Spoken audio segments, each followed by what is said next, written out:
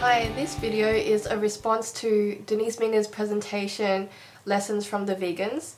For you who don't know who Denise Minger is, she's the blogger who tried to debunk the China study in her blog. And the China study is the largest epidemiological study on nutrition ever done by Colin Campbell. And it comes to the conclusion that the consumption of more animal protein results in more disease. Denise Minger was low-fat raw vegan for a year, and she had health problems because of this. And the main reason was probably because she wasn't eating enough calories, and the health problems that she experienced included losing too much weight, hair falling out, and teeth problems. And these are all classic signs of starvation.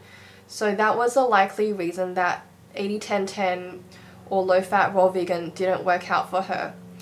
So I would recommend that if anyone can't get enough calories through eating fruit, that they should include some cooked food, including cooked starches or whole grains or legumes, rather than just trying to stay raw. So in this presentation, she made some really good points, and I'll just summarize those points in this video, but I do recommend checking out the whole lecture to see what she said. One of the important studies that Denise Minger referred to in her presentation was the rice diet by Walter Kempner, and she outlined what the diet consisted of, which was quite a lot of rice, some fruit, unlimited sugar, 100 to 400 grams a day, and unlimited fruit juice. So this was a high-carb, low-fat diet, and it did include refined sugar. And the patients were definitely not starving because they had 2,000 to 2,400 calories a day. It probably wasn't the most pleasant diet to be on, but Kempner was pretty strict about keeping his patients on the diet, and as a result, the diabetics could go off insulin even if they didn't lose weight. And she notes that Kempner supported the low-fat vegan diet 14 years before Ansel Keys made his 6-country graph. This graph was one that showed the correlation between degenerative heart disease and the percentage of calories from fat in someone's diet. She showed that in the rice diet, the patients who were guided through a gradual modification of the diet over many months were able to transition into a very tolerable, low-fat, largely vegetarian diet while leading a normal, active life without medications, indicating that the disease state had been permanently modified. So this was restored normal glucose metabolism regardless of and continuing after weight loss. She also mentioned Nathan Pritikin, who healed his own heart disease with a very low-fat vegan diet.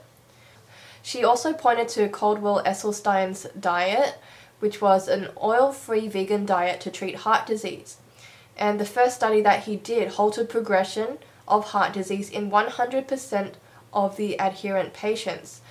The only problem with this study was that it was too small, and it only included 18 people. But since then, there's been a 3+ year study. There were 177 patients who were adherent to this diet, and the ones who adhered to the diet had documented reversal of their heart disease, and this was despite low HDL and often high triglycerides. Denise Minger also notes that most of the studies that are done with low-fat diets are not really low-fat.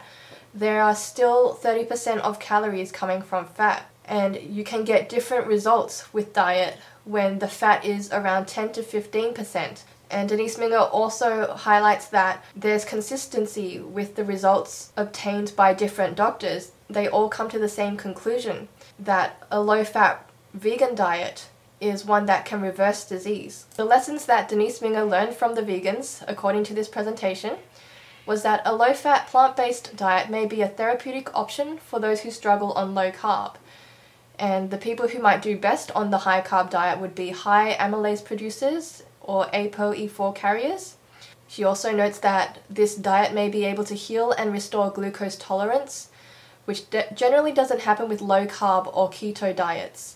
After the presentation she gave, one of the first questions that she received from the audience was, isn't it impractical to follow this diet? What's the point of telling people to go vegan if they can't do it? And her response was one that I agreed with, and it was that if you're motivated to do something, you will find a way, even if it's not convenient to your lifestyle, because it's like the only choice you have besides having disease. So if people want to be cured of their heart disease, or if they want their diabetes reversed, they will do what it takes. So a lot of people are willing to change their diet to see the health benefits. So I applaud Denise Minger for being open-minded again about the vegan diet, and I hope that she does do it the right way this time and get enough calories, keep it high carb, low fat, truly low fat, like 10 to 15% fat, because if you do it right, you will see the health benefits. And it's not about staying raw, it's about getting enough calories, getting in the carbs, and just keeping it sustainable and enjoyable. So thank you for watching this video, and I'll see you in my next one.